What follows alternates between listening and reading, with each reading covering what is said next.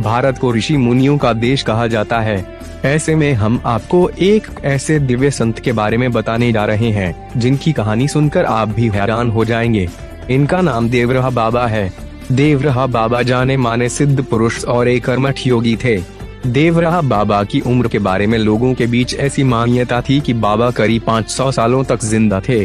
हालांकि यह स्पष्ट रूप से यह कोई भी नहीं जानता था कि बाबा का जन्म कब हुआ। 19 जून 1990 के दिन अपना शरीर छोड़ने वाले देवरहा बाबा की चमत्कारी शक्ति को लेकर तरह तरह की बातें कही सुनी जाती हैं।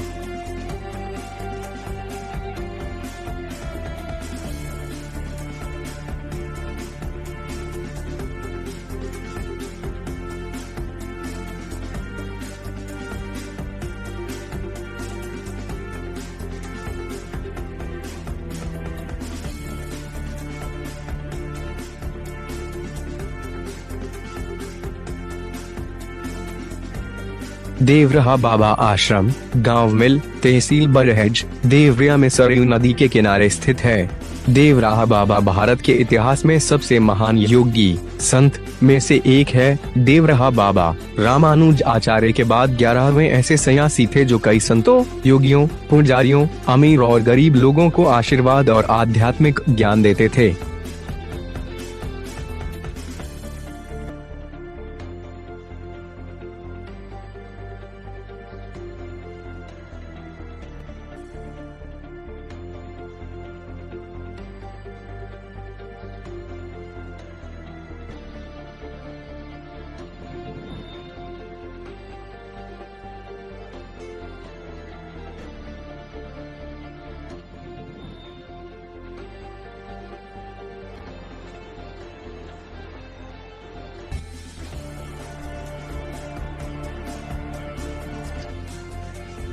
देवरहा बाबा हमेशा एक ऊंचे लकड़ी से तैयार मकान पर बैठकर लोगों को आशीर्वाद और प्रसाद दिया करते थे। अपने पास आने वाले सभी लोगों से बहुत प्यार से मिलते, प्रसाद और आशीर्वाद देकर विदा करते। ऐसा माना जाता था कि मकान पर कोई प्रसाद नहीं रखा होता था, फिर भी बाबा लोगों के हाथों में प्रसाद देते थे।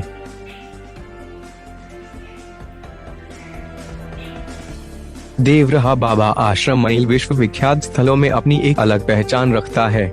बाबा के भक्त देश में ही नहीं बल्कि विदेशों में भी फैले हुए हैं। देवरहा बाबा की महत्ता का अंदाजा इसी से लगा लीजिए कि उनका दर्शन कर आशीर्वाद लेने के लिए देश विदेश की नामचीन हस्तियां आ चुकी हैं। आश्रम में योगीराज देवरहा बाबा द्वारा लगाया गया कल्प वृक्ष पारिजात भी है। बाबा का जन्म कब हुआ? 19 जून 1990 के दिन अपना शरीर छोड़ने वाले देवरहा बाबा की चमत्कारी शक्ति को लेकर तरह तरह की बातें कही सुनी जाती हैं। ऐसा माना जाता है कि देवरहा बाबा का जन्म उत्तर प्रदेश के देवरिया जिले में हुआ था। मंगलवार 19 जून सन 1990 को योगिनी एकादशी के दिन अपना प्राण त्यागने वाले पूजनीय बाबा के जन्म के बारे में संशय है। कहा जाता है कि वह करीब 900 साल तक जीवित रहे थे। बाबा के संपूर्ण जीवन के बारे में अलग अलग मत है। कुछ लोग उनका जीवन 250 साल तो कुछ लोग 500 साल मानते हैं। डॉक्टर राजेंद्र प्रसाद, महामना मदन मोहन मालवीय, पुरुषोत्तम दास टंडन जैसी विभूतियों ने पूजन देवरहा बाबा के समय समय पर दर्शन कर अपने को कृतार्थ अनुभव किया था। पूज्य महर्षि पतंजलि द्वारा प्रतिपादित अष्टांग योग में पारंगत थे। आए जब दिल्ली के गद्दी पर समस्याओं का निदान नहीं होता समस्याओं का, तो पूज्य देवरहा के झोपड़ी की चलो बाबा के पास में चरणों में काना से आता था और पूज्य देवरहा सब सर्वहिताय का कार्य किए। देवरहा हिंदू मुस्लिम सिख ईसाई जो भी है सबको समता का पाठ पढ़ाए। किसी को भेद नहीं, अभेद दर्शनम ज्ञानम।